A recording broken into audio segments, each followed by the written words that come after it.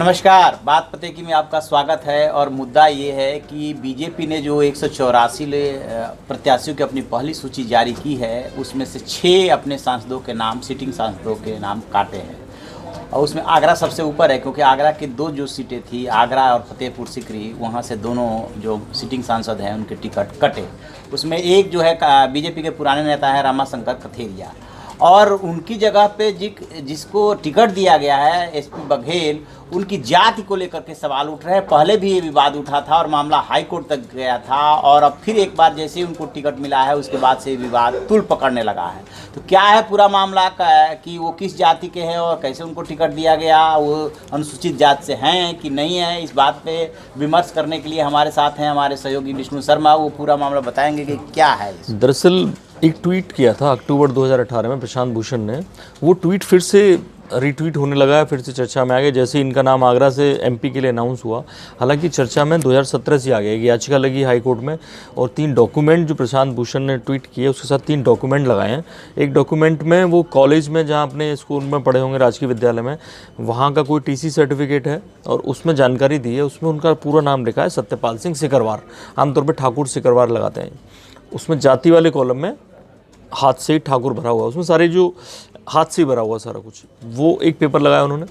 दूसरा उन्होंने लगाया कि कैसे इन्होंने जो आगरा कॉलेज में प्रोफेसर हैं डिफेंस स्टडीज़ के, वहाँ पे इनका लिखा हुआ है कि कौन से वर्ग से अपॉइंटमेंट हुआ है। वहाँ लिखा हुआ है अन्य ओबीसी जो आता है, अन्य पिछड़ा वर्ग। और जो तीसरा जो पेपर उन्होंने शेयर किया है प्रशांत भूषण ने, वो एक जाति प्रमाण पत्र है जो वहाँ लोकल आगरा में जो भी शाहगंज एरिया में अपना निवास बता रहे हैं। उसमें लिखा हुआ है कि सत्यपाल सिंह कैसे धनगर जाति से हैं जो शेड्यूल कास्ट में आती है। उसमें 2 अधिकारी हैं जो उसको सत्यापित कर रहे हैं। आमतौर पे जो बघेल वो नाम लिखते हैं वो गडरिया जाति होती है और ओबीसी में आती है, धनगर जाति एससी में आती है।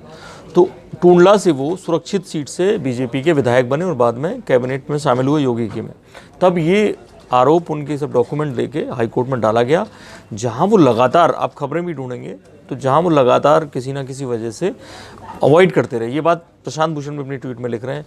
एक बार टाइट होके बोला भी हाई कोर्ट ने, अप्रैल की बात है 2018 की, कि आप एक संवैधानिक पोस्ट पे बैठ के आप आ नहीं रहे, इस मामले को सुलझा नहीं रहे। उसके बाद वो लगातार तारीखें और ये सब में पड़ गया।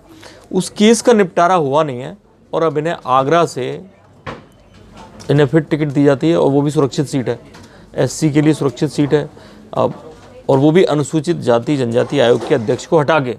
तो ऐसे में ये सवाल बनता ही बनता है कि जनता पूछे कि आखिर कौन जातो बघेल साहब। नहीं, वो तो सवाल उठेंगे, सवाल उठना स्वाभाविक है। और जो भी बीजेपी ने रिस्क लिया है, ये बीजेपी के ओरिजिनल। ये दिलचस्प बात है कि ये रिपोर्ट दावा कर रही है, मतलब ये भी कि लोग तमाम सारी ये रिपोर्ट छप रही हैं और हमने भी चेक किया कि 3 साल जो बीजेपी का पिछड़ा मोर्चा है उसके अध्यक्ष रहे, राष्ट्रीय अध्यक्ष। तो पिछड़ा मोर्चा के अध्यक्ष और फिर एससी कैटेगरी में आना है और फिर जो है टिकट देना। और बताते हैं कि बीजेपी के ओरिजिनल कैडर का नहीं है, ये मुलायम सिंह के कभी नज़दीकी हुआ करते थे और वहाँ से स्विच ओवर करके बीजेपी में आए। और चूंकि अब रमाशंकर कथेरिया के वहाँ से टिकट काटना था और वहाँ पे बताते हैं कि इनका जनाधार ठीक ठाक है, इस वजह से ये टिकट दिया गया है।